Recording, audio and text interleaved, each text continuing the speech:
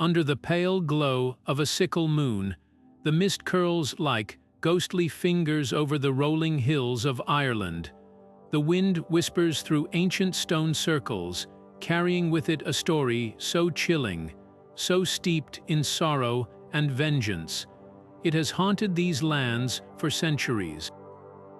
Tonight, we step into the shadows of Celtic folklore to uncover the tale of the Dearg Due, the red blood sucker, a creature born not of mere superstition, but of a love so betrayed, so brutally shattered, that death itself could not contain her wrath. Picture a lonely grave in a forgotten churchyard, the earth disturbed not by the hands of the living, but by something far more sinister.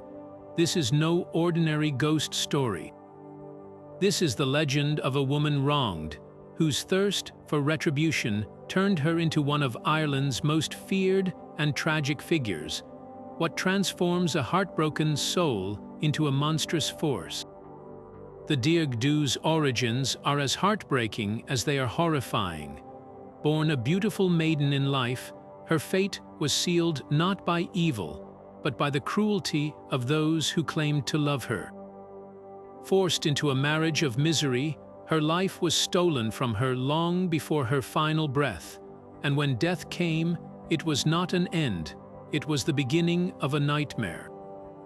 The folklore tells us that some souls refuse to rest, especially when buried without the proper rites, when the weight of their suffering is too great to leave unresolved. And so, she rose, not as a mere specter, but as something far more terrifying, a vampire, driven by an insatiable hunger for vengeance against those who wronged her. But the Dearg Due is more than just a monster. She's a mirror held up to the darkest corners of human nature, betrayal, greed, and the consequences of unchecked cruelty. Across Ireland, her story was whispered as a warning: cross the line, and the dead may not stay buried. Villages told tales of mysterious deaths, of men found drained of blood, their faces frozen in horror. Was it superstition, or was there something more to these accounts, something that lingered in the collective memory of a people deeply connected to the unseen world? As we unravel her legend, we'll explore not just the terrifying deeds attributed to her, but the deeper truths hidden within this dark folklore. What does the Dearg Due reveal about the fears, the values, and the unspoken rules of the society that birthed her? And why, centuries later, does her story still send shivers down the spine? The answers lie ahead in the heart of Ireland's most haunting tale. The legend of the Dearg Due didn't emerge from thin air. It grew from the rich, dark soil of Celtic tradition, where the line between the living and the dead was always thin. Unlike the aristocratic vampires of Eastern Europe, who lurked in castles and wielded aristocratic charm, Ireland's blood-drinking spectre was born from something far more raw: human suffering. Celtic folklore has always woven tragedy into the supernatural, blending history with horror in ways that feel unsettlingly real. The Dearg Due story echoes older Irish myths, where love gone wrong or injustice left unpunished could twist a soul into something monstrous. Think of the banshee, wailing for those about to die, or the vengeful spirits said to haunt ancient ring forts. The Dearg Due fits right into this world, a reminder that some wounds never heal, not even in death. What makes her different from other vampire myths? For one, she wasn't cursed by a bite or born into darkness. Her transformation came from pure, human cruelty. The tales say she was a young woman of extraordinary beauty, forced into a marriage with a wealthy but brutal man. Her heart belonged to another, a poor local boy, but her father saw only gold and status. Trapped in a life of abuse, she wasted away, her spirit broken long before her body gave out. And when she died, some say by her own hand, she was buried in an unconsecrated grave, denied even the comfort of sacred rites. That's when the real horror began. In Celtic belief, a soul denied peace could claw its way back, especially one fueled by rage and betrayal. This idea of the wronged dead returning isn't unique to Ireland, but the Celtic version carries a distinctive weight. Unlike the Slavic upper or the Germanic nachzaira, the Dearg Due isn't just a mindless predator. She's a tragic figure, a victim first and a monster second. Her hunger isn't random, it's directed. The folklore warns that she rises from her grave, beautiful as ever, to seduce and slaughter the men who destroyed her, draining them dry as punishment. It's a poetic kind of justice, really, one that reflects the Celtic view of the supernatural as deeply intertwined with human morality. And here's where the legend gets even darker. Some versions say her curse isn't just for her tormentors, it's cyclical. The Dearg Due, once risen, can't stop. She becomes what she hated, doomed to repeat the violence done to her. It's a chilling twist that raises questions about vengeance, guilt, and whether evil begets evil. Is she a monster, or is she still that broken girl trapped in an endless nightmare? The Irish countryside is dotted with unmarked graves and ruined chapels said to be her resting places, places where locals once piled stones to keep her buried. Because in the end, the Dearg Due isn't just a story. She's a warning about greed, about betrayal, and about what happens when the dead refuse to forget. The story of the Dearg Due begins not with fangs or shadows, but with the quiet devastation of a broken heart. She was once an ordinary woman, radiant, full of life, and deeply in love. But in a time when daughters were treated as bargaining chips, her beauty became her curse.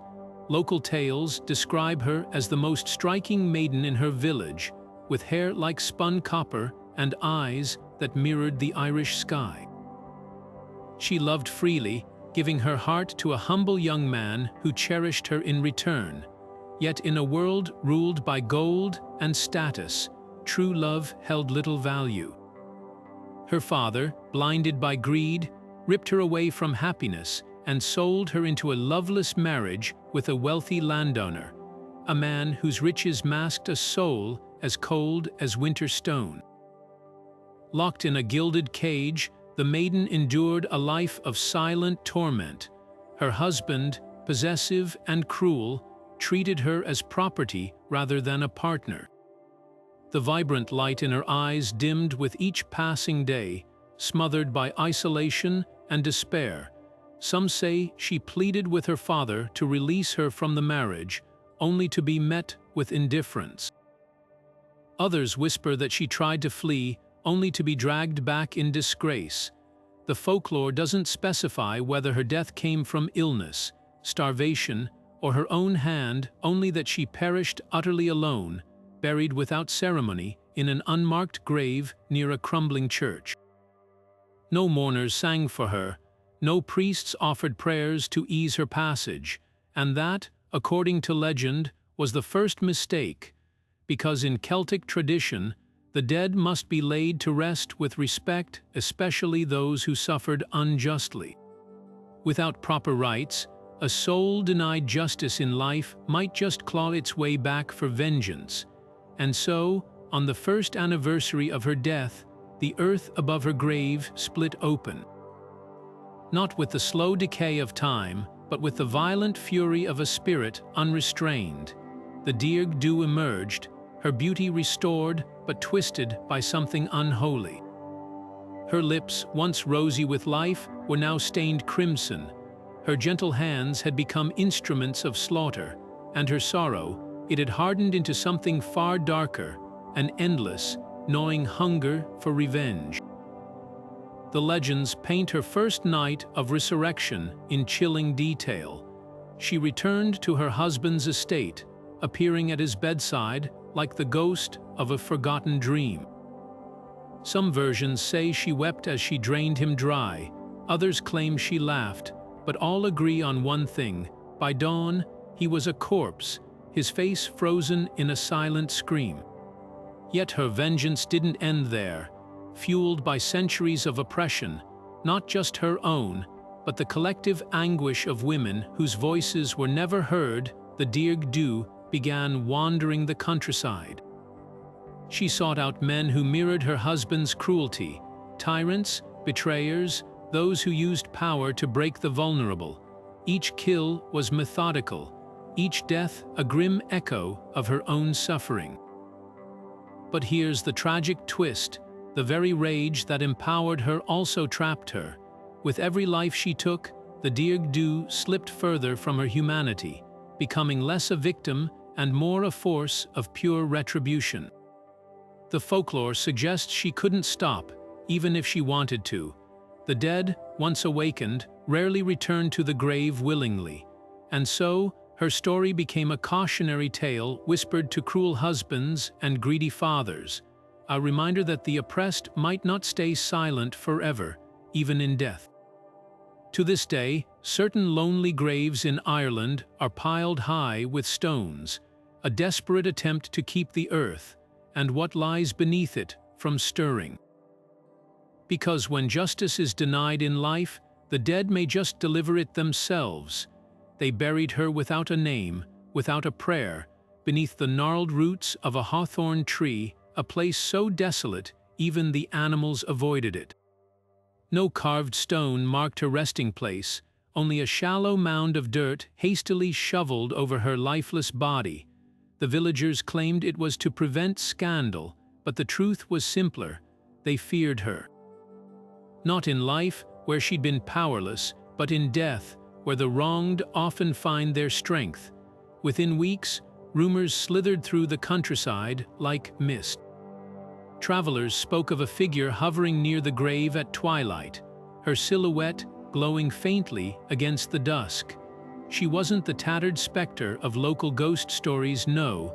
This was something far more unsettling. Those who glimpsed her swore she looked alive, paler than moonlight, yes, but radiant. Her once faded beauty now unnervingly vivid. Her burial shroud, once coarse and yellowed, clung to her like a bride's gown, pristine as if woven from fresh snowfall. The first to vanish was the old gravekeeper. They found him at dawn, sprawled across the hawthorn's roots, his skin drained of color and his throat marred by 2 slender punctures. His face wore no expression of fear, only a peculiar serenity, as if he'd welcomed the end. Then came the miller's son, a brute known for beating his wife. He'd boasted loudly in the tavern that he wasn't afraid of no dead wench. They discovered him in the mill race, his body bloated but his wounds unmistakable, the same 2 pricks at the jugular, the same eerie calm in his lifeless eyes. By then, the pattern was clear. She wasn't hunting at random, she was choosing. What chilled the villagers most wasn't the deaths, it was the way she moved among them unseen. A farmer would catch a flicker of movement in his peripheral vision, turn, and find nothing but a swirl of mist. Children playing near the churchyard swore they heard a woman humming an old lullaby, though no living soul was there. And always, the scent of roses lingered afterward, cloying and sweet, though no roses grew in that barren soil. The dead shouldn't smell of flowers. The dead shouldn't leave footprints in the frost, yet the signs multiplied, each more impossible than the last. Then came the night the blacksmith's daughter claimed to have spoken to her. The girl, barely 12, had sneaked out to gather late apples and swore the pale woman approached her, moving not with the jerky gait of a corpse, but with the grace of a queen. She'd cupped the girl's face, her touch as cold as stream water, and whispered a single word, "Remember." When the child fled, she turned back once, just in time to see the figure dissolve into the hawthorn's branches, as though the tree itself had swallowed her whole. After that, no one dared call the sightings mere superstition. The grave was empty, the dead walked, and the curse had only just begun. The first time she tasted blood, it was not hunger that drove her, it was memory. The man who had once whispered promises in her ear now lay beneath her, his pulse fluttering like a trapped bird. They say she came to him in a dream first, appearing as the girl he'd known, cheeks flushed with life, lips parted in a smile. When he woke, she was there at the foot of his bed, her bare feet leaving no prints on the frost-kissed floorboards. He should have screamed, he should have run. But her voice, when she spoke, was soft as rainwater, calling him by a name no one had used in years. He followed her willingly into the moonlight, past the graveyard where the hawthorns shuddered in the wind. Later, when they found him sprawled in the dirt, his face was serene, almost reverent. Only the two small wounds at his throat betrayed the violence of his end. The villagers muttered of wolves, of bandits, but the truth was written in the way his fingers still clutched a single wild rose, its petals as red as the stain spreading beneath his collar. This was no mindless slaughter. The Dearg Due had chosen him with purpose. Some versions of the tale claim it was her former lover, the one who'd abandoned her to her fate. Others insist it was the husband himself, lured from his bed by a voice he could never refuse, but the details hardly matter. What chills the blood is the precision of it. She didn't tear him apart like a beast. She didn't revel in his suffering. She drank deeply, slowly, as if savoring every drop not just of his blood, but of his fear, his regret. And when it was over, she left him there, arranged almost tenderly, his eyes fixed on the stars as if in prayer. Witnesses would later swear they saw her that night, not fleeing in horror, but walking barefoot through the fields, her skirts brushing the dew-laden grass. She paused once, tilting her face to the sky, and for a moment, the old ones whispered, she looked human again. Not a monster, not a ghost, just a girl, terribly alone, swallowing the silence of a world that had failed her. Then the wind shifted, and she was gone, but the horror had only begun, because the legends agree on one unbearable truth. The first kill didn't sate her. It awakened something worse. The blood didn't just sustain her, it bound her to this world, stitching her soul tighter to the earth with every life she took. And so, the Dearg Due began her ceaseless wandering, a shadow at the edge of vision, a sigh in the dark. She would return again and again, not just for vengeance, but because she had no other choice. The grave had spit her out, the living had made her what she was, and now neither heaven nor hell would have her. The Dearg Due didn't just return from the grave, she came back changed, armed with powers as terrifying as the injustice that birthed them. At first glance, she might appear as she did in life, a vision of haunting beauty, her features flawless, her movements hypnotic, but this was no mere illusion. The legends speak of her ability to shapeshift, to mold her form like clay. One moment, she might be the radiant maiden men remembered, her smile disarming, her voice like honey. The next, she could become something far less human, a shadow with gleaming eyes, a figure so unnaturally still she seemed carved from the night itself. This wasn't just disguise, it was predation. She could walk into a village in broad daylight, welcomed as a traveler, and by nightfall, leave behind only corpses and whispers. Her allure wasn't merely physical, it was supernatural, a compulsion woven into her very presence. Men who knew better, who'd heard the warnings, still found themselves drawn to her, their reason crumbling like sand. She spoke, and they leaned closer. She touched them, and they shuddered not with fear, but with a longing so fierce it felt like devotion. Some accounts describe victims following her into the woods without a word, their faces slack with rapture, as if walking into a dream. And that was the cruelest trick of all, she made them want it. Even as she bared her teeth, even as the life left their bodies, their eyes often stayed dazed, blissful. The Dearg Due didn't just kill, she made death feel like a gift. Then there was her strength, not the brute force of folklore's giants, but something more unsettling. She could bend iron bars like twigs, fling grown men across a room as if they weighed nothing. Yet she moved with eerie grace, never frantic, never rushed. This wasn't the wild thrashing of a monster. It was the precision of a predator who'd honed her craft over centuries, and perhaps most chilling of all. She couldn't be killed, not by blade, not by fire, not by the holy symbols that turned other creatures of the night to ash, because the Dearg Due's immortality wasn't a curse imposed by some outside force. It was fueled by her own rage, her own need. Every life she took stoked the fire inside her, binding her to the world tighter than any spell. But here's the twist: her powers came with a price. The more she fed, the more she needed. The blood didn't sustain her, it enslaved her. Shapeshifting required energy. Hypnotic allure demanded focus, and without fresh victims, she would weaken, her beauty crumbling into something gaunt and hollow. That's why the tales warn of her desperation in lean times, of how she'd grow reckless, haunting villages long after they'd learned to fear her. Because the Dearg Due wasn't just a hunter. She was addict, forever chasing the high of that first, sweet taste of vengeance. And in the end, that hunger might be the only thing keeping her from fading back into the grave she so desperately escaped. Even the most feared creatures of the night have their vulnerabilities, and the Dearg Due is no exception. Irish folklore offers a chilling blueprint for those desperate enough to try stopping her. Methods passed down through generations, whispered like prayers in the dark.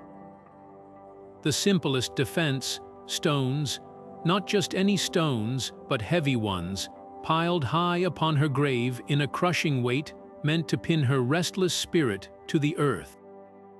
Villagers believed the dead could be held down by the physical world, that enough rock and earth might smother whatever dark energy fueled her resurrection.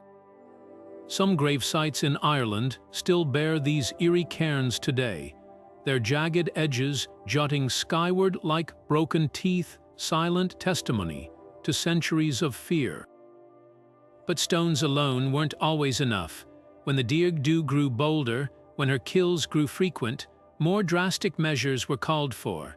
The legends speak of driving a wooden stake, preferably hawthorn, the same tree that shaded her unholy rest, straight through her heart. Not to kill her, for she was already dead, but to anchor her, to immobilize her rage as one might pin a writhing serpent to the dirt. There's a grim poetry to it. The same wood that witnessed her suffering now turned against her, a final rebuke from the natural world she'd defied. Then there were the holy relics, crosses forged from iron, not gold, iron being the metal that repelled Ireland's fair folk and spirits alike.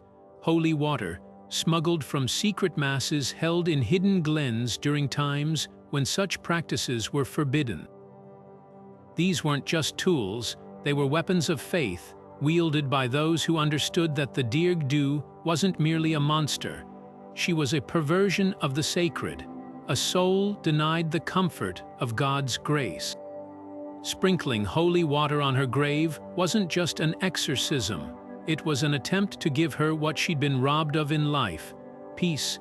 Yet the most telling weakness of the Dearg Due wasn't physical at all. It was memory.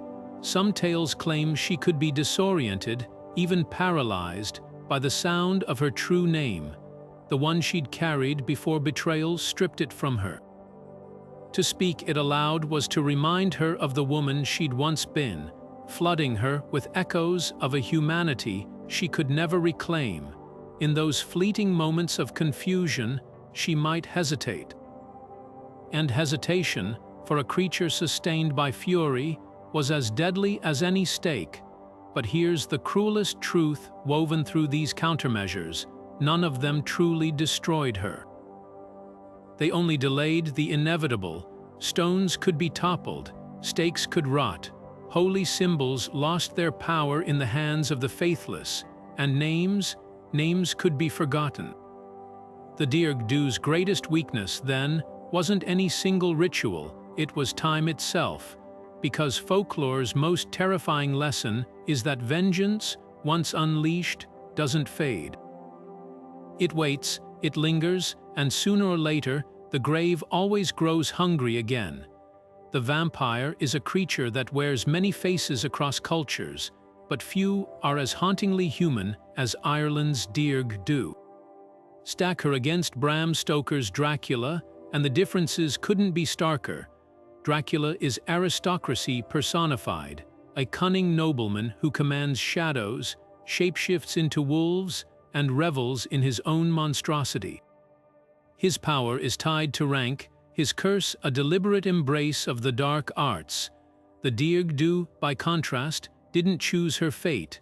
She didn't dabble in occult rituals or barter her soul for immortality. Her transformation was forced upon her by cruelty, her vampirism less a supernatural gift than a grotesque echo of the violence she endured. Where Dracula lurks in castles, she haunts lonely churchyards and hawthorn groves, her story steeped not in grandeur, but in grit. Then there's the Slavic Upir, a rotting revenant more corpse than creature, its skin sloughing off as it stumbles through villages, spreading plague with every gnashing bite. The Upir is chaos incarnate, mindless, ravenous, a force of nature rather than a figure of tragedy. The Dearg Due, though just as deadly, operates with chilling precision. Her kills aren't random acts of hunger, they're retribution. She doesn't decay because her body isn't the point her rage is, and while the Upir can be thwarted with garlic or a sickle through the ribs, the Dearg Due's weaknesses are entwined with her humanity. Holy water might burn her, but it's the sound of her forgotten name that truly shakes her. Even compared to the Greek Verikalokas or the Philippine Manananggal, she stands apart. These vampires are often bound by rules counting rice grains, fleeing from dawn, avoiding salt. The Dearg Due obeys no such laws. Her power flows from emotion, not superstition. She doesn't fear the cross because she was never a demon, she was a woman, and that's what makes her so unsettling. Most vampire myths are about the othersome foreign, ancient evil creeping in to corrupt the innocent.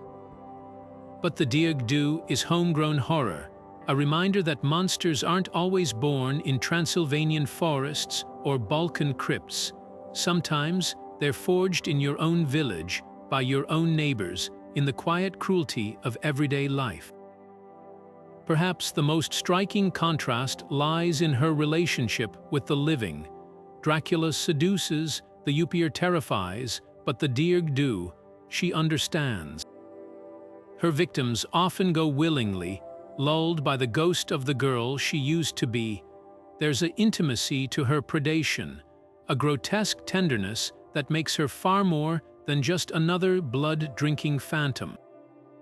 She's a dark mirror held up to society, reflecting back its sins, not with the flamboyant menace of a Gothic villain, but with the quiet, inevitable fury of a storm you should have seen coming. That's the real terror of her legend. Other vampires are nightmares to flee. The Dearg Due is the nightmare you helped create. Even now, in the age of smartphones and satellite maps, whispers of the Dearg Due still slither through the hedgerows of rural Ireland. Talk to the right locals in County Waterford, and they'll lower their voices, glancing over their shoulders as they recount things that don't fit neatly into modern logic. Like the farmer near Kilmacthomas who swears he saw a woman in a tattered white dress standing motionless in his field at dusk, only for her to vanish when he blinked, leaving the grass untouched.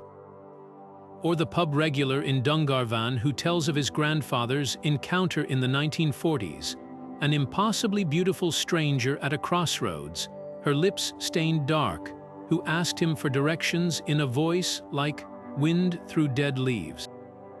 By the time he turned to point the way, she was gone, but the scent of roses clung to the air for hours. The diaspora carries these stories too, like seeds scattered by the wind. In Boston's Irish enclaves, older immigrants still warn their grandchildren about the Lady in Red, a figure said to haunt the old tenement buildings where famine refugees once huddled. She's described differently there, her dress brighter, her manner less feral, but the details that matter remain. The hypnotic gaze, the unnatural chill when she's near, and the nightmares that follow for those who meet her eyes. Some say she's searching for the men who abandoned her ancestors aboard coffin ships. Others insist she's simply lost, her story distorted by time and ocean currents. What's fascinating is how the legend adapts without losing its core. In a Cork nursing home in 2008, an elderly woman claimed her late husband was visited weeks before his death by a pale woman who called him by his childhood nickname, one only his long-dead first love would have known. When pressed, the staff dismissed it as dementia until the night nurse reported hearing a woman sobbing in the empty garden. No footprints were found, but the roses by the gate bloomed unnaturally red that spring, their petals thick as velvet. Then there are the digital age encounters.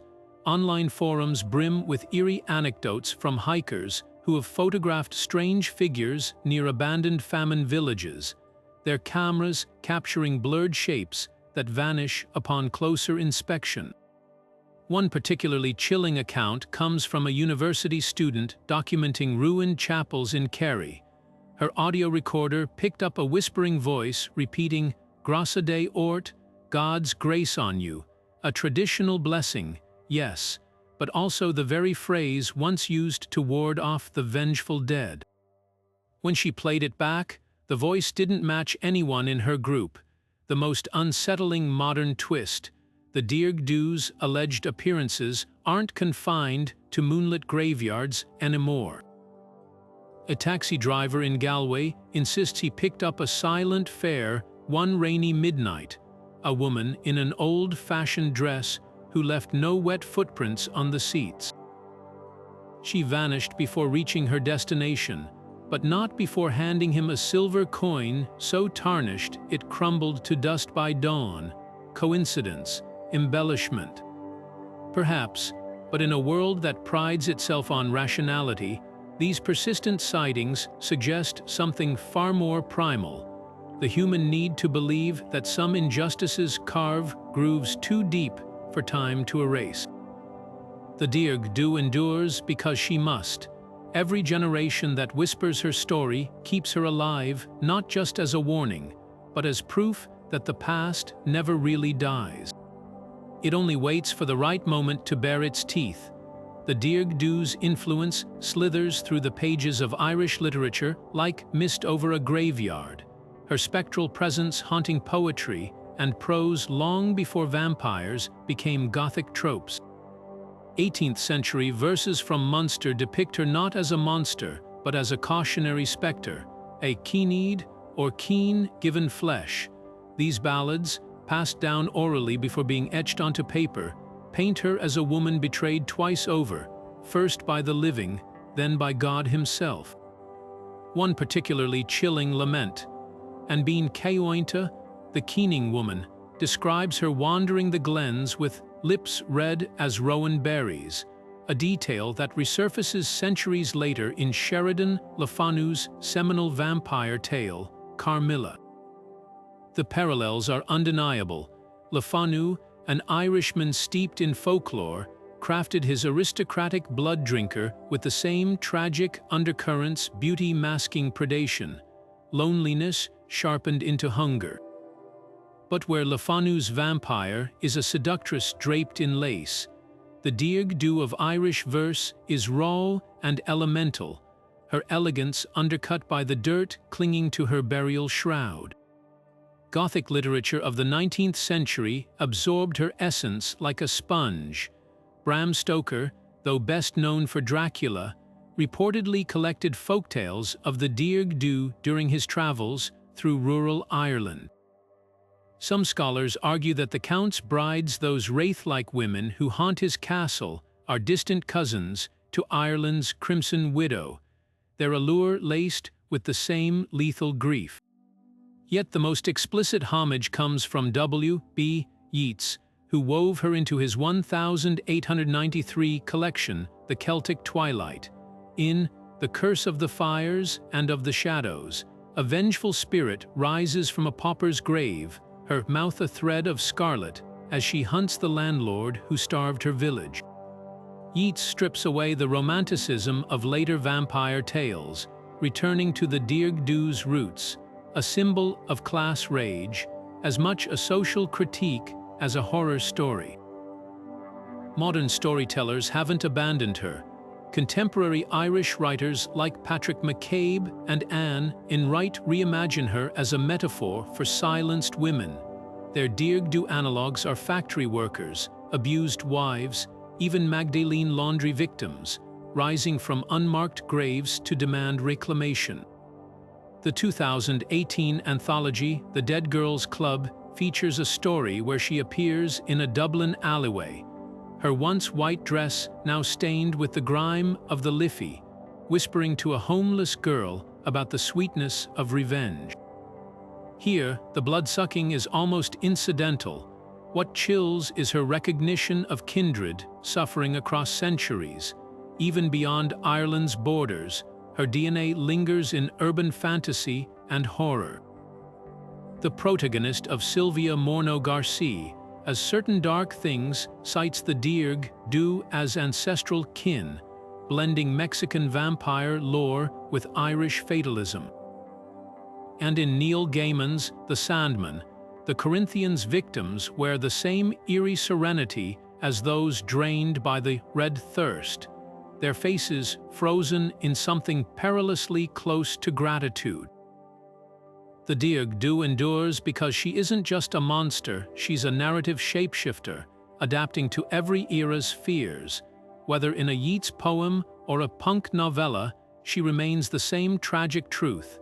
Some wounds never heal, and some hungers refuse to stay buried. The Dearg Due didn't emerge into a vacuum. She stepped through a door left ajar by the Celts themselves, a people who never saw death as an end, but as a shift in perspective. In their cosmology, the veil between worlds wasn't just thin, it was porous, especially during Samhain, when the gates of the otherworld swung wide and spirits walked unchecked. This wasn't mere superstition. It was a framework for understanding the unresolved, the unjust, the violently taken. The Celts believed some souls couldn't or wouldn't cross over. A life cut short by betrayal, a burial without rites, these were fractures in the natural order, gaps where the dead might claw their way back. The Dearg Due is the embodiment of that belief, a figure woven from the same threads as banshees and vengeful wraiths, but with a distinction: where banshees foretell death, she delivers it. Consider the parallels.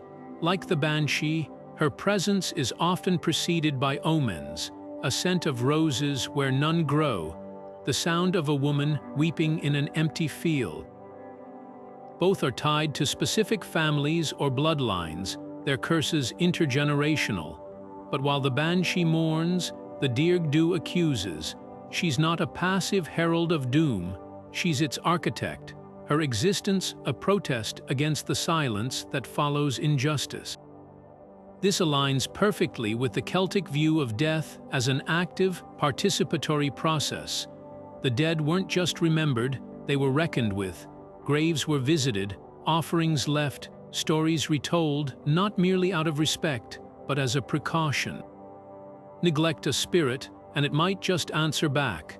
Samhain sharpens these beliefs to a razor's edge.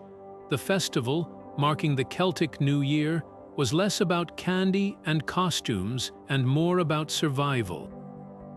Bonfires weren't just celebratory, they were protective, their smoke a barrier against spirits who might otherwise slip through the thinning veil. Food was left out not for whimsical ghosts, but as appeasement for entities like the Dearg Due, whose grudges could outlast centuries. It's telling that many of her alleged sightings cluster around October, as if the ancient calendar itself invokes her.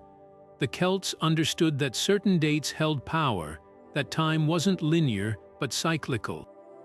The Dearg Due's returns aren't random, they're seasonal, tied to the rhythms of a culture that saw no firm line between the living and the dead. Even her method of feeding carries ritual weight. The Celts held blood sacred, believing it carried the essence of life itself. Spilled recklessly, it could curse the land; offered properly, it could bless. The Dearg Due perverts this sacrament. Her victims aren't just drained, they're inverted offerings, their blood a dark mirror of the sacrifices once made to deities like the Morrigan, who straddled the realms of war and sovereignty. But where the Morrigan's thirst was divine, the Dearg Due's is profoundly human. She doesn't drink for power, she drinks because no one else listened. This connection to older traditions raises a chilling question. Was she once something else? Some folklorists suggest the Dearg Due might be a fragmented memory of territorial goddesses or ancestral spirits, their worship twisted by time and trauma. Ireland's pagan past was overwritten, not erased, and figures like her could be the shadow of something once revered. Imagine a protective spirit, warped by centuries of oppression into a specter of vengeance. It would explain why, despite her violence, she's never fully vilified. Even now, rural storytellers describe her with a mix of fear and pity, as one might speak of a storm devastating, yes, but never cruel without cause. The Celts didn't fear death, they feared the unresolved, and in a world where justice was often precarious, the Dearg Due became a folkloric failsafe, a reminder that some debts couldn't be buried, only deferred. When the living failed to act, the dead might just take matters into their own hands. Her story isn't just a ghost tale, it's a cultural safety valve, a way to voice truths too dangerous to speak aloud. Because in the end, the Dearg Due doesn't haunt graveyards, she haunts consciences, and no amount of holy water can wash that away. Beneath the weathered headstones and tangled roots of Ireland's oldest graveyards, whispers of the Dearg Due take tangible form. Archaeologists and folklorists have long debated whether her legend stems from a specific, tragic figure, a real woman whose suffering became so infamous it outlived her by centuries. One compelling candidate emerges from the annals of medieval Ireland, the forgotten victims of the Sileni, those unmarked burial grounds reserved for the unbaptized, the suicidal, and the socially damned. Excavations in County Tipperary uncovered a mass grave near the ruins of a 15th-century church, where the skeletal remains of a young woman were found with a crude iron spike driven through her ribcage, a clear attempt to prevent her from rising. Local records from the era mention a nobleman's daughter who drowned herself after being forced into a brutal marriage, her body denied consecrated ground. The dates align eerily with the first written accounts of the Red Woman stalking the region. Then there's the notorious case of the Kilkenny witch trials in the 1300s, where a woman named Aoife Ní Leaghair was executed for allegedly cursing her husband's family. Contemporary chronicles describe her as strikingly beautiful, with hair red as fresh spilled blood, and her death burning at the stake was so brutal, villagers reported seeing her spectral figure near the pyre for decades after. The site, now a nondescript field, still carries the folk name Aoife's Rest, though older maps label it the Bloody Acre. Could could her story have merged with older pagan tales of vengeful spirits, morphing into the Dearg Due we know today? But perhaps the most chilling archaeological link comes from a peat bog in County Offaly. In 1998, workers uncovered the perfectly preserved body of a young woman, her auburn hair still intact, her throat slit ear to ear. Carbon dating placed her death in the late 16th century, a time of rampant clan violence and English suppression. What set this discovery apart was the handful of hawthorn branches buried with her, their thorny stems arranged over her chest in a crisscross pattern, as if pinning her down. Bog bodies are common in Ireland, but this deliberate placement suggests fear, not reverence. Local legends speak of a red bride who was murdered on her wedding night by invading soldiers, her body hidden in the bog to silence her. The parallels are uncanny: a wronged woman, a violent end, and a burial meant to contain her rage. Yet the most tantalizing clue isn't in the graves themselves, but in the patterns surrounding them. Many suspected Dearg Due burial sites cluster near old, ferry paths, ancient routes believed to be traveled by the Ow's She, Ireland's supernatural folk. To bury someone on such a path was to invite chaos, as their spirit might be claimed by forces beyond Christian control. This merging of pagan and Christian fears hints at a deeper truth. The Dearg Due may be a folk memory of pre-Celtic goddesses of sovereignty, like the Morrigan, who demanded blood tribute. Over time, as Ireland Christianized, these deities were demonized, their stories repurposed into cautionary tales. So was the Dearg Due a real person? The bones say yes, even if her name has faded. Whether she was Aoife, the Red Bride, or another lost soul, her legacy lingers in the soil, reminder that some histories are written not in ink, but in teeth marks on the throat of time. The Dearg Due's story isn't just a ghost tale, it's a scream etched into the pages of Ireland's history, a raw indictment of the systems that silenced women for centuries. Look past the fangs and the blood, and you'll find a narrative steeped in social rebellion. Her transformation into a monster isn't supernatural.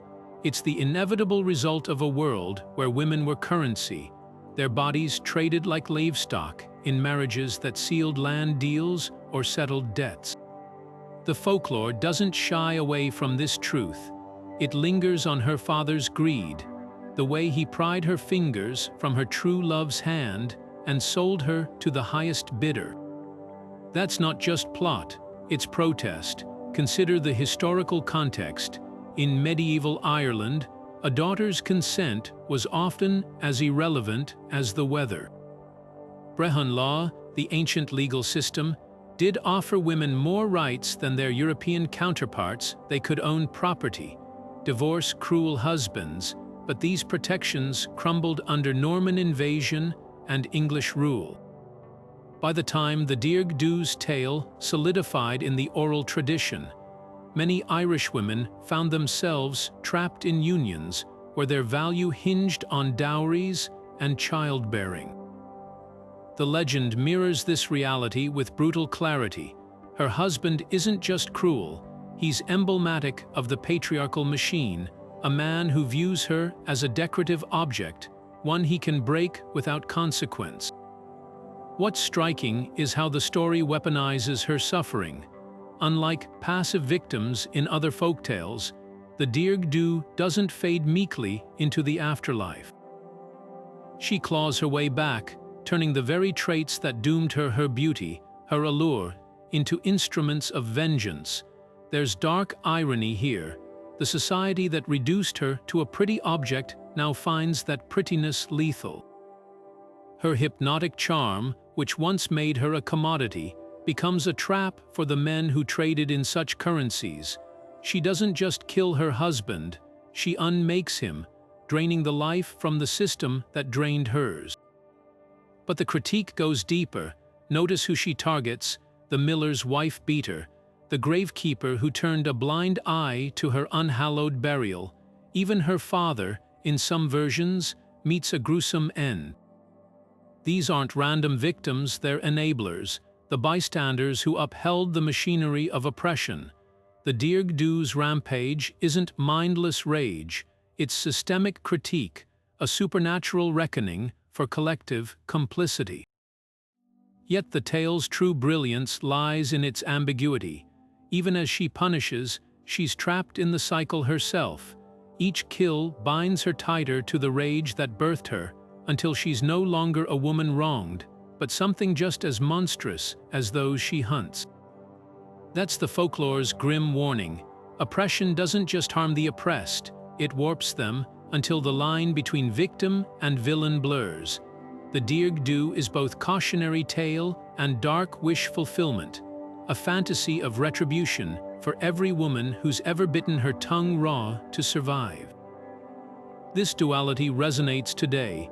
Modern adaptations often recast her as a feminist antihero, a #Me Too Avenger centuries before the hashtag existed, but the original folklore is subtler. It doesn't offer tidy justice, it offers catharsis, yes, the thrill of seeing the powerful bleed, but also a haunting question: what does vengeance cost the avenger? The answer lingers in those unmarked graves, in the stones piled high to keep the dead from walking, because the Dearg Due's curse wasn't just hers, it was Ireland's. A society that buries its sins too shallow will always fear what claws its way back to the surface. Hollywood has a habit of sanding down the rough edges of folklore, turning terrifying legends into glittering romances, and the Dearg Due is no exception. Take The Vampire Diaries, where her essence gets distilled into a brooding, love-struck vampire named Sage. Sure, she's got the Irish backstory and the tragic love affair, but the show scrubs away the raw fury of the original myth, replacing it with angsty immortality and a star-crossed romance that feels more like a CW trope than a cautionary tale. Even her signature bloodlust gets a makeover, less vengeful spirit, more misunderstood seductress. It's a far cry from the grave-soaked horror of the folklore, where her kisses weren't steamy, they were lethal. Video games, at least, lean into her darker roots.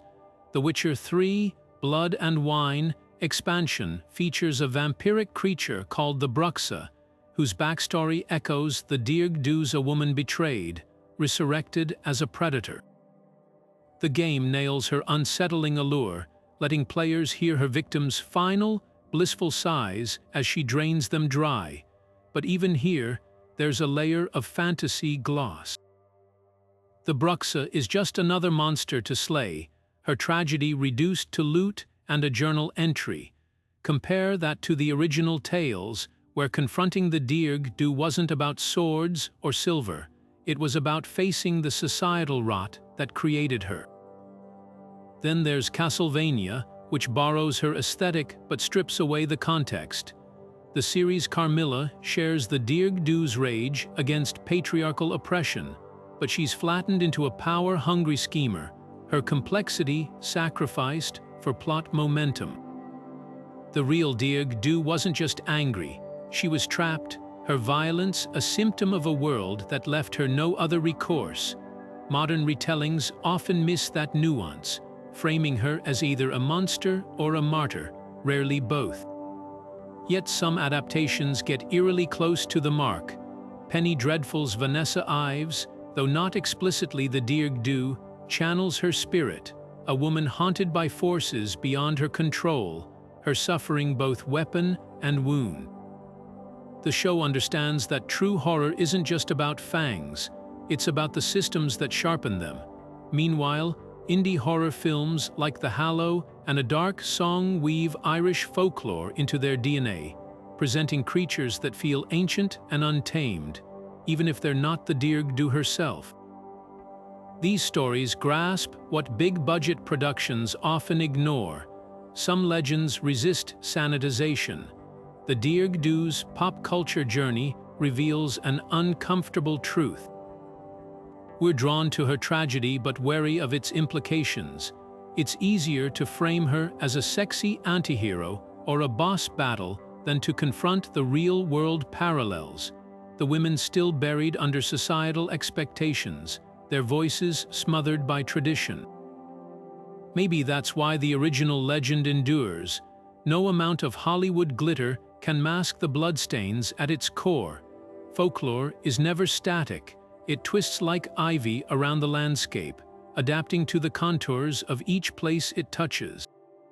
The Dearg Due story shifts as you travel Ireland, changing faces and motives depending on whose soil she's said to haunt. In Waterford, where the ruins of Grand Norman estates still loom, she's remembered as the doomed daughter of a wealthy landowner, her tragedy steeped in the cruelty of aristocracy. Here, the tale drips with gilded despair, a girl raised in candlelit halls, her hands soft from embroidery, her fate sealed when her father trades her to a widowed baron twice her age. The Waterford version lingers on the opulence of her suffering, the silk gowns she tears in grief, the silver mirror that reflects her hollow cheeks as she starves herself to death. Even her vengeance carries a regal air. She returns not as a shambling corpse, but as a spectral lady, her tattered finery billowing behind her as she glides through manor houses, leaving noblemen dead in their four-poster beds. Cross into Kerry, though, and the story sheds its velvet trappings. Here, the Dearg Due is a peat-stained peasant girl, her beauty worn raw by wind and labor. The Kerry variant, passed down in fishing villages and mountain settlements, paints her as a devout young woman seduced by a wandering priest, a man who swore vows to God before breaking them with her. When she bears his child, he denies her publicly, branding her a liar. The baby dies unbaptized, the girl hangs herself from a blackthorn tree, and when she rises, her fury isn't reserved for the priest alone. She stalks the cliffs and coves, drowning fishermen who echo his lies, her hair tangling like seaweed around their throats. Where the Waterford aristocrat drains blood with eerie precision, the Kerry wraith drowns her victims in salt water and shame. The contrasts don't end there. In Carlow, she's a hedge witch, her vampirism born from a botched love spell. In Donegal, she's a refugee of the famine, buried alive by neighbors who feared her fever was contagious. Each version molds her to local fears, aristocratic exploitation in the south, clerical hypocrisy in the west, starvation and superstition in the north. Yet the core remains, a woman wronged, her humanity stripped away until only hunger remains. What's fascinating is how these regional twists reflect historical tensions. Waterford's nobility-centric tale mirrors centuries of resentment toward Anglo-Irish landlords. Kerry's priestly betrayal taps into the Catholic Church's complicated legacy in rural Ireland. Even the smaller variations matter. In Mayo, where fairy lore runs deep, the Dearg Due is said to command a host of Shia spirits, her undead rage amplified by older, darker forces.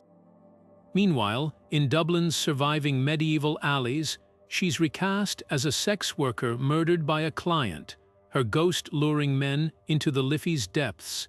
These aren't just divergent stories, they're communal gut reactions. The Dearg Due becomes whatever a community fears most: the abuse of power, the hypocrisy of faith, the desperation of poverty. She's a shapeshifter long before she claws her way from the grave, her legend bending to name the unnameable. That's why, even today, asking about her in different pubs will net you different answers. In Wexford, they'll swear she only hunts men who strike their wives. In Galway, they'll whisper she spares those who leave offerings of milk at crossroads. The details shift, but the message stays sharp as a hawthorn stake. Cross certain lines, and the past doesn't stay buried. It rises, and it remembers, There's something primal about vampire myths that slithers beneath our skin, tapping into fears and desires we can't always name. The Dearg Due, like all her blood-drinking kin, isn't just a monster, she's a mirror. At her core, she embodies humanity's oldest terror, the fear of death, and worse, the fear of what comes after. Cultures worldwide share this dread, but the Celtic twist is uniquely visceral. Unlike the sanitized undead of modern horror, the Dearg Due isn't a reanimated corpse, she's a soul denied rest, forced back into a world that failed her. That's what makes her so unsettling. She isn't just dead, she's wronged, and her return flips the natural order on its head. We bury the dead to keep them gone, to assure ourselves that the story ends. But the Dearg Due shatters that illusion. Her existence whispers a terrifying question. What if the grave isn't the end? What if the suffering we leave unresolved claws its way back? Then there's the taboo of blood, a substance both sacred and profane. In nearly every culture, blood symbolizes life itself, the essence of vitality. To spill it is violence, to consume it is transgression. The Dearg Due perverts this sacred exchange. Her feeding isn't just predation, it's a grotesque parody of intimacy. She doesn't maul her victims like a beast, she seduces them, drawing them close in a mockery of love before revealing her true nature. This duality, the blending of allure and horror, taps into deep-seated anxieties around sex and power. Victorian writers latched onto this, turning vampires into symbols of repressed desire, but the Dearg Due predates those tropes. Her legend doesn't flirt with subtext, it wields it. She's the consequence of desire twisted by force, a woman whose body was traded like currency, now using that same body as a weapon. But perhaps the most psychologically potent aspect of her story is the theme of injustice. The Dearg Due isn't born evil, she's made evil. Her monstrosity is a direct result of human cruelty, a feedback loop of pain begetting pain. This resonates because it reflects a universal truth. We fear the oppressed becoming the oppressor. Societies thrive on order, on the unspoken agreement that the marginalized will stay silent. The Dearg Due breaks that contract. Her vengeance isn't random, it's surgical, targeting the architects of her suffering. That's why she lingers in the imagination long after the story ends. She's not just a ghost, she's a reckoning. Modern psychology frames vampires as manifestations of our shadow selves, the parts we repress, the hungers we deny. The Dearg Due fits this mold, but with a cultural specificity that cuts deeper. In a world where women's voices were routinely stifled, her silence is deadly. She doesn't scream, she consumes. Her legend thrives because it speaks to a fear older than folklore, the fear that those we've wronged might someday return, not to plead, but to collect. And that's a terror no amount of holy water can wash away. When the whispers of the Dearg Due grew too loud, when the scent of roses clung to graves long after midnight, the people of Ireland turned to rituals older than memory to keep her at bay. These weren't just superstitions, they were survival tactics, born from centuries of watching what happens when the dead refuse to stay buried. One of the most common defenses was iron, that humble metal believed to sever the ties between this world and the next. Blacksmiths forged nails as thick as a thumb, driving them into coffins like stakes, not through the heart but through the lid itself, a crude lock to bar the dead from rising.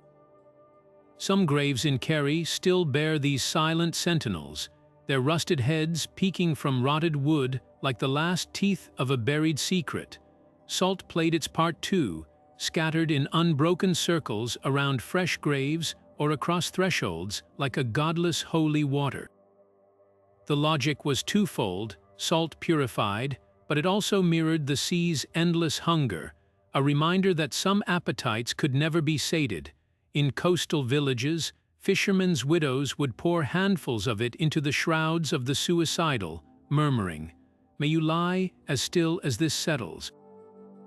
The salt wasn't just for preservation, it was a boundary, a line even the dead couldn't cross without burning away what little humanity they had left.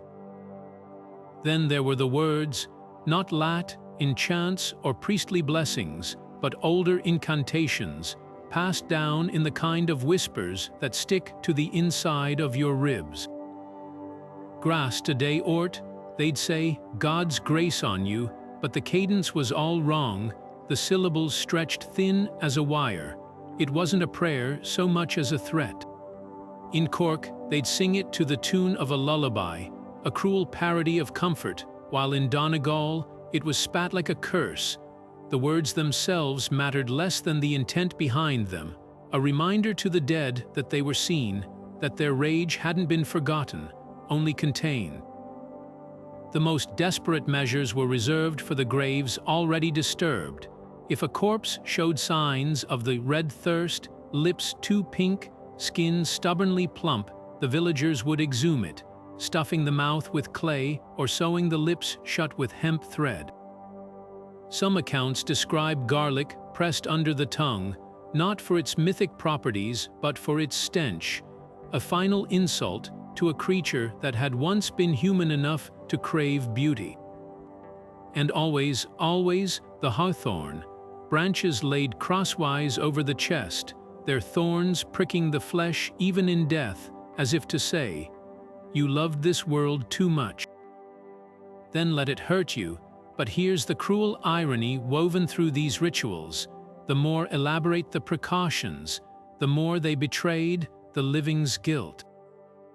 Stones piled high on a grave weren't just weight, they were admissions. A coffin lined with iron nails whispered, "We know what we did to you." The folk practices didn't just ward off the Dearg Due, they etched her story into the landscape, turning every protected grave into a monument to the sins that made her.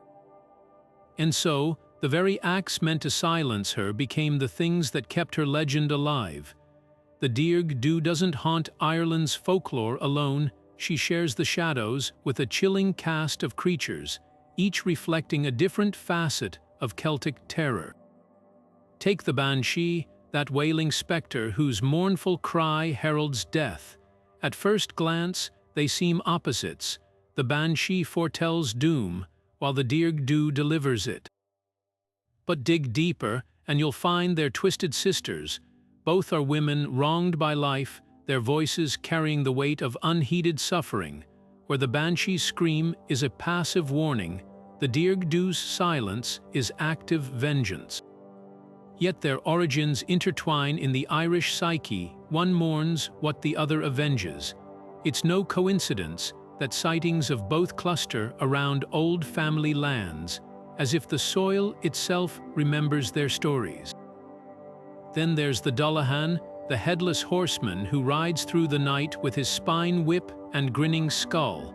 Like the Dearg Due, he's a figure of relentless retribution, but his violence is impersonal, a force of nature rather than focused fury. The Dullahan doesn't seduce, he decapitates, his existence a blunt reminder that death comes for all. The Dearg Due, by contrast, kills with intimacy, her victims often embracing their end.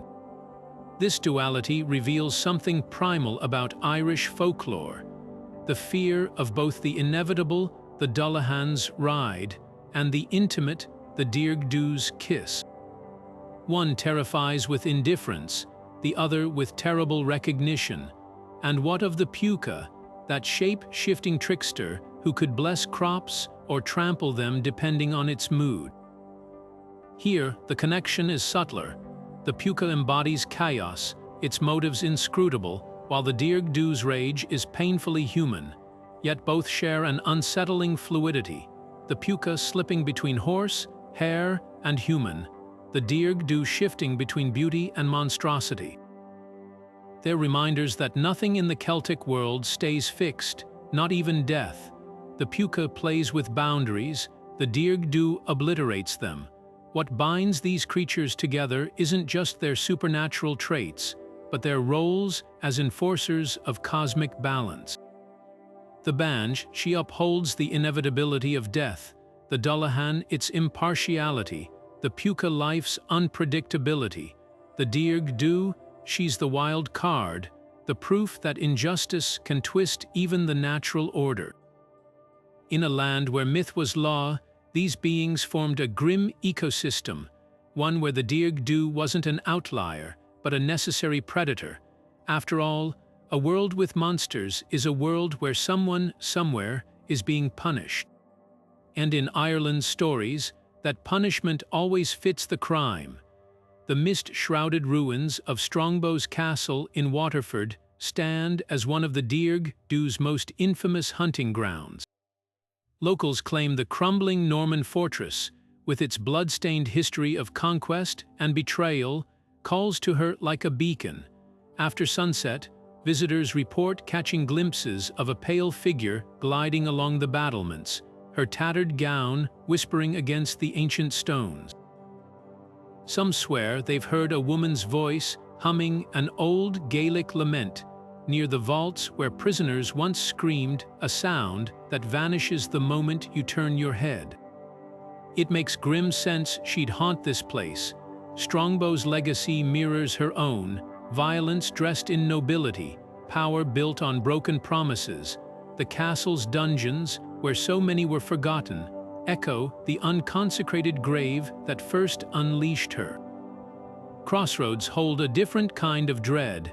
In Celtic tradition, these liminal spaces where paths intersect and choices multiply were thresholds between worlds. The Dearg Due gravitates to them like a moth to flame, drawn by their symbolic weight. County Kerry's Ballagbima Gap, where three ancient roads collide under a canopy of twisted hawthorns, has long been notorious. Travelers in the 1800s told of a red-lipped woman who'd appear beside their carts, asking for a ride to the next village. Those foolish enough to agree would wake at dawn alone in the dirt, their horses lathered in sweat, their throats marked by two faint bruises. Modern sightings persist. Truckers speeding through the gap at midnight report a figure in white stepping onto the road, her outstretched hand glimmering like moonlight on water, until their headlights pass through her as if she were made of smoke. Then there are the abandoned castles, those skeletal remains dotting Ireland's countryside. Leap Castle in Offaly, with its notorious bloody chapel, is said to host her often. The tower's violent past, a brother murdering his priest sibling mid-mass, created the kind of unresolved rage that attracts her like a magnet. Staff and visitors describe sudden temperature drops in the oubliette, where the air grows thick with the scent of roses despite the dungeon's damp decay. But it's not just grand ruins that draw her. The overgrown shell of Ballagally Castle in Antrim, where Lady Isabella Shaw was allegedly walled up alive by her husband, sees spectral activity that matches the Dearg Due's modus operandi. Guests awaken to find their windows fogged with breath not their own, the word "remember" scratched into the condensation. Yet her most haunting territory isn't stone or soil, it's water. The shores of Lough Gur in Limerick hold whispers of a woman who walks the lake's edge, her reflection shimmering upside down in the black water. Local legends say she's searching for the infant drowned there centuries ago, a child born from the same forced union that killed her. Here, the Dearg Due's myth merges with older stories of the otherworld, where water wasn't just a barrier but a gateway. Swimmers who have felt icy fingers brush their ankles no better than to dismiss it as superstition. What ties these locations together isn't just their eerie atmosphere, but their history of silenced suffering. The Dearg Due doesn't haunt randomly. She lingers where pain went unanswered, where the architecture itself seems to echo with old cries. Whether castle or crossroads, each site is a scar on the landscape, and she's the ghostly infection that refuses to let it heal. Folklore doesn't fossilize, it breathes, shifts, and mutates with each generation that carries it. To understand how the Dearg Due evolved from whispered hearthside warnings to viral creepypasta fodder, we turn to the scholars who track these transformations like detectives, tracing fingerprints. Dr. Siobhan Ny-Dewib, a folklorist at University College Dublin, describes the legend as a palimpsest of pain, layer upon layer of societal fears etched into a single story. The earliest written accounts from the 17th century frame her as a local tragedy, a cautionary tale about the dangers of denying burial rites. She explains. But by the 19th century, as Ireland grappled with famine and oppression, she becomes something broader, a symbol of the land itself, bleeding under colonial rule. The Dearg Due's thirst isn't just for blood in these versions, it's for justice, her victims expanding to include tax collectors and absentee landlords. Then comes the 20th century, and with it, globalization's blender. Dr. Eamon Oakute-Sayerdha, a researcher specializing in supernatural folklore, points to the 1970s as a tipping point. Irish immigrants brought her to America, where she collided with Halloween commercialism and Anne Rice's vampire boom. Suddenly, she's not just a Waterford wraith, she's appearing in Chicago alleyways and Boston brownstones, her story diluted but her core intact. The internet accelerated this, turning her into a malleable meme. Reddit threads debate whether she inspired Carmilla. Tumblr aesthetics romanticize her, draping her in Gothic lace she never wore in the original tales. Every retelling adds a new scar or erases an old one. Oakute-Sayerdha notes, the modern Dearg Due isn't just folklore, she's a collaborative hallucination. Yet some elements resist erosion. Folklorist Dr. Maeve O'Donnell emphasizes the hunger for intimacy that persists across versions. Whether it's an 18th century ballad or a 21st century TikTok trend, she always kills by drawing you close. That's the genius of the archetype. It exploits our deepest contradiction. We fear predation, but we crave connection. The Dearg Due weaponizes both. O'Donnell's research tracks how digital storytelling platforms unconsciously replicate oral traditions' rhythms. Creepypastas function like medieval campfire tales. They're modular, adaptable. Someone in Oslo adds a detail about frostbite wounds. A teen in Ontario swaps hawthorns for maple trees. The story lives precisely because it's never fixed. But not all adaptations are created equal. Dr. Niall Oakute-Sualibhane, a critic of modern horror tropes, laments the flattening of the Dearg Due in mainstream media. Compare her to the Sluag from Scottish lore, another death omen, but one that stayed niche. The Dearg Due gets reduced to sexy vampire lady because her tragedy is universal, but that universality comes at a cost. When Supernatural turned her into a monster of the week, they erased the colonial subtext. When your novels make her a lovelorn antihero, they mute the raw gender commentary. Yet he concedes even these diluted versions serve a purpose. They're gateways. Someone watches Castle Rock, Googles Irish vampire, and suddenly they're reading about the penal laws. Pop culture can be a Trojan horse for history. The most fascinating shift, though, might be her recent reclamation. Independent Irish horror games like The Bramble and A Boitseach cast her not as a villain, but as a vengeful guide, a spirit who protects abused women from beyond the grave. It's a full circle moment, says Ny-Dewib, and the oral tradition always had that duality. She wasn't just feared, she was needed. Now, as conversations about gendered violence go global, the Dearg Due becomes a folkloric avenger for the #MeToo era. The scholars agree, her story thrives because it's never really been about the supernatural. It's about the monsters we create and the ghosts we deserve. The Dearg Due doesn't hunt indiscriminately. Her victims are chosen with the precision of a blade slipped between ribs. While other vampires might feed out of mindless hunger, hers is a feast of retribution. Each kill a carefully measured dose of poetic justice. Foremost among her targets are unfaithful lovers, men who whisper sweet nothings to their wives before slipping into another's bed. There's a cruel symmetry to these deaths. The legends speak of husbands found lifeless in tavern alleys, their faces oddly peaceful, their collars stained with wine-dark splotches that don't quite match the spilled drink beside them. She mimics their betrayals in miniature, luring them with whispered endearments, playing the devoted paramour until the moment their eyelids flutter shut for the last time. But infidelity isn't her only trigger.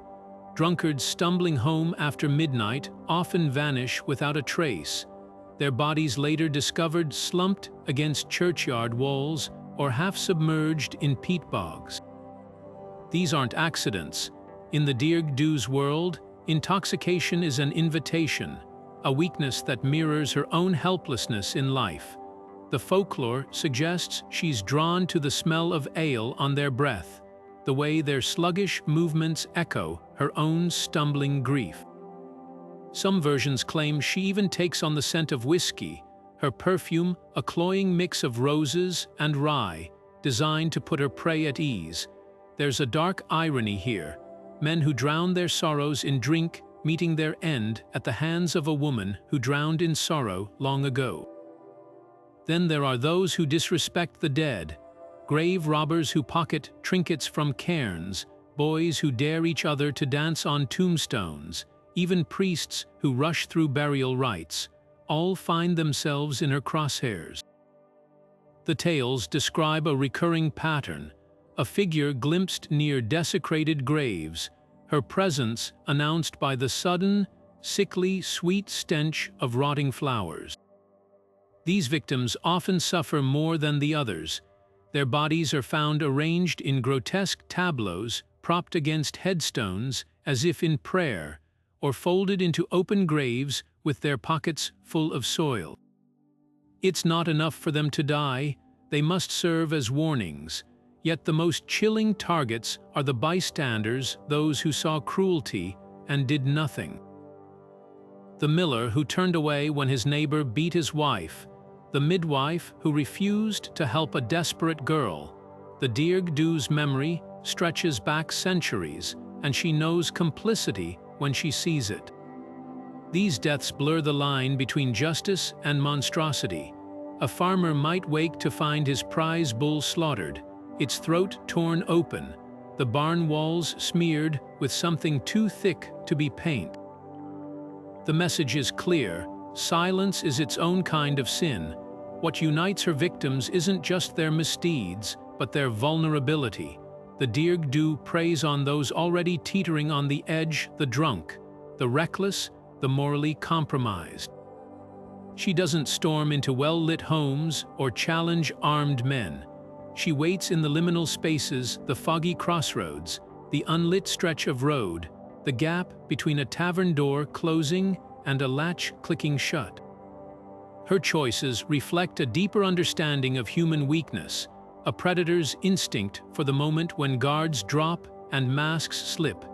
In this way, she's less a monster and more a dark reckoning, her fangs finding the throats of those who have already begun to hollow themselves out. But here's the twist that lingers long after the story's end. Some say her victims don't always die. A few return home hollow-eyed and listless, their vitality drained but their bodies intact. These survivors share one trait: they weep uncontrollably at the scent of roses, their hands trembling near their throats as if remembering something too terrible to name. The folklore is vague about why she spares them. Perhaps they showed some flicker of remorse in their final moments, Or perhaps their suffering is the point living witnesses to the truth that some debts can't be paid in blood alone. Either way, they serve as walking reminders that the Dearg Due's hunger isn't just for vengeance, it's for remembrance, and in the end, that may be the most terrifying punishment of all. The Dearg Due didn't just haunt Ireland's graveyards, she rewrote the rules of fear itself, etching her presence into everyday superstitions that linger like frost on morning grass. Take the simple act of walking past a cemetery after dark. In most cultures, it's unease. In Ireland, it's a calculated risk. Folk wisdom warns that shadows near unmarked graves might ripple without wind, that a woman's laughter could echo from empty plots. These aren't generic ghost stories, they're Dearg Due deterrents, passed down to keep children from shortcuts through churchyards and drunkards from pissing on sacred ground. The taboos crystallized around her legend. Never whistle at night near burial sites, it might summon her. Never answer a voice calling your name from fog-shrouded headstones, it won't be human. And above all, never admire a stranger's beauty on lonely roads. Because that's how she gets you. Her influence slithers into stranger corners, too. Ever wonder why some rural Irish still hesitate to compliment a woman's appearance outright? Old-timers trace it back to her. The logic is merciless. Attention attracted the wrong kind of suitors in life, and in death, it became her weapon. Compliment a mysterious woman's rosy cheeks, and you might wake with them pressed to your throat. This paranoia birthed coded language calling someone fine instead of beautiful, praising their clothes rather than their face. Even today, older generations might tap their chin twice after an admiring glance, a silent ward against drawing her notice. Then there are the roses.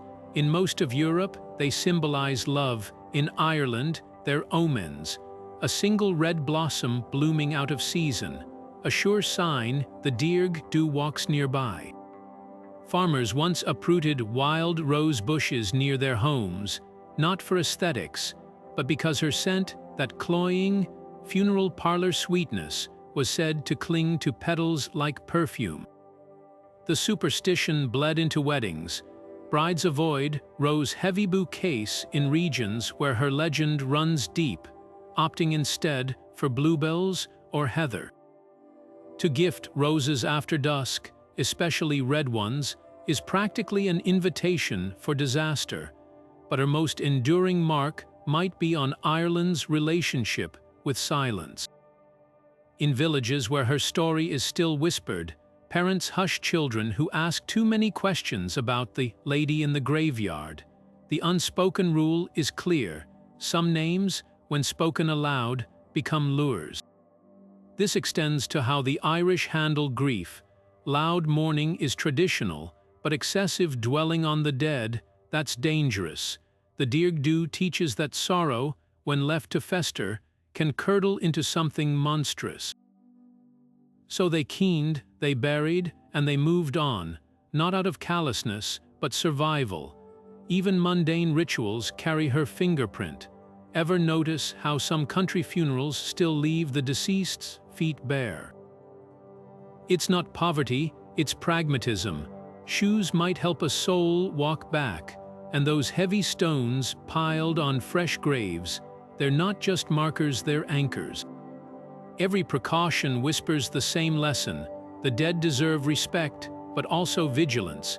Because in Ireland, beauty can cloak hunger, love can twist into vengeance, and the most dangerous ghost isn't the one that howls in the night, but the one that smiles in the moonlight, her lips red as a freshly opened vein. Skeptics might dismiss the Dearg Due as just another campfire tale, but history tells a different story, one where folklore and fact tangle like roots in an ancient graveyard. Ireland's vampire panics weren't mere superstition, they were survival instincts dressed in myth. Take the Great Famine of the 1840s, when whole villages starved under leaden skies. Emaciated figures with sunken cheeks and pallid skin roamed the countryside, their gauntness eerily mirroring descriptions of the undead. Is it any wonder that desperate, malnourished survivors might mistake a delirious stranger's hollow eyes for something supernatural? The line between living ghost and actual revenant blurred when hunger gnawed at reason. Medical histories add another layer. Porphyria, a rare blood disorder, causes symptoms straight out of vampire lore: extreme sensitivity to sunlight, teeth stained reddish-brown from compromised hemoglobin, and skin that blisters easily, traits that could easily be misread as signs of the undead. Pair that with Ireland's centuries of limited medical knowledge, and suddenly, the red thirst takes on a horrifyingly literal meaning. Even tuberculosis, which drained its victims' vitality while leaving them unnaturally flushed, fed into the hysteria. The wasting disease didn't just kill, it transformed the afflicted into walking specters, their coughs echoing like whispers from the grave. But the most compelling evidence isn't in diseases or famines, it's in the graves themselves. Archaeological digs across Leinster and Munster have unearthed skeletons with stones wedged in their mouths or iron spikes driven through their chests, clear proof that our ancestors took the threat seriously. These weren't random acts of barbarism, they were calculated defenses against what people genuinely feared. A 1219 church ledger from Wexford even records a priest's approval for such measures, citing the restless dead who refuse God's peace. When institutions endorse folklore, it's worth asking what truths lurk beneath the fear. Yet for all these rational explanations, something lingers, an unease that science can't quite dispel. Because the Dearg Due isn't just about biology or hunger. She's about the stories we tell to make sense of suffering, the monsters we conjure to name the nameless. Even today, when a hiker swears they saw a pale figure vanish into the mist near Carlow's Blackstairs Mountains, or when a pub regular insists the roses on his windowsill bloomed crimson overnight, they're not just seeing ghosts. They're seeing the shadow of history itself, where myth and memory bleed together, refusing to be buried. The truth, maybe she was never just a story. Maybe she's the echo of every silenced scream, every unmarked grave, and that's a haunting no debunker can easily dismiss. The Dearg Due's legend hasn't just survived the centuries, it's thrived, mutating to reflect each era's deepest fears and unspoken truths. At its core, her story endures because it isn't just about a vengeful spirit. It's about the raw, unresolved wounds of history itself. Think of her as Ireland's silent witness, a folkloric scar that throbs whenever society tries to bury its sins. For some, she's a straightforward campfire monster, a jump scare wrapped in Gothic trappings, but peel back the layers and you'll find a narrative that's as much about justice as it is about terror. Consider how her tale resonates as a feminist allegory centuries before the term existed. Here was a woman stripped of autonomy in life, her body traded like chattel, her pain ignored until death gave her the power her world denied. Her vengeance isn't random, it's surgical, targeting the architects of oppression. Modern retellings amplify this, casting her as a Me Too avenger in burial shrouds. In a 2019 Dublin Theatre Festival production, she was reimagined as a Magdalene laundry victim. Her fangs bared not at random men, but at priests and politicians who enabled systemic abuse. The audience's collective shiver wasn't just from fright, it was recognition. Yet she's equally potent as a broader social metaphor. During Ireland's land war of the late 1800s, tenant farmers spoke of the Dearg Due haunting evicting landlords, her apparition seen flickering beside burning hayricks. Her story became shorthand for rebellion, a folkloric middle finger to colonial power. Even the stones piled on graves took on new meaning, not just containment, but solidarity. The oppressed saw themselves in her, silenced in life, unstoppable in death. But let's not romanticize her. The Dearg Due's darkest lesson is that vengeance corrupts absolutely. With every kill, she loses more of herself, until the abused becomes the abuser. This cyclical violence makes her far more complex than typical horror monsters. She's a warning. Justice warped into obsession can become its own kind of prison. Irish parents once whispered this to children prone to grudges: "Don't let your anger bury you alive."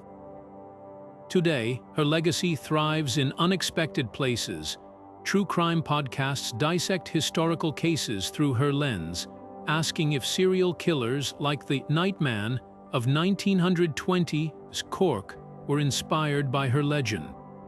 TikTok stitches superimpose her face over clips of corporate greed, turning her into a meme-ified class warrior. Even climate activists invoke her, framing Earth's wrath as a primordial Dearg Due rising from polluted soils. Why does she persist? Because every generation finds its own reflection in her hollow eyes. For some, she's a warning about the dangers of silenced rage. For others, she's proof that some truths refuse to stay buried. And for a few, late at night, when the wind carries the scent of roses from an empty garden, she's still out there, not just a story, but a promise. Cross the wrong line, and the past might just bare its teeth. The Dearg Due story lingers like mist over a graveyard, a haunting reminder that the line between victim and monster is thinner than we dare admit. She wasn't born a creature of the night. She was forged by betrayal, her humanity stripped away until only hunger remained. Yet even as she terrifies, she compels. There's a tragic poetry to her existence, the oppressed becoming the oppressor, the silenced finding a voice in violence. She's both cautionary tale and dark wish fulfillment, a mirror held up to every injustice left to fester. Ireland's landscape still whispers her name. From the crumbling castles of Waterford to the lonely crossroads of Kerry, her presence lingers in the stones piled high on forgotten graves, in the way shadows seem to move just beyond the corner of your eye. But she isn't alone in the world's folklore. Every culture has its own version of the restless dead, the Romanian strigoi, the Malaysian penanggalan, the Appalachian haint. What's yours? Share your local legends in the comments, and let's weave a global tapestry of the things that go bump in the night. For those brave enough to walk in her footsteps, Ireland's haunted sites await. Visit the rain-slicked streets of Dublin's Hellfire Club, where the air smells inexplicably of roses.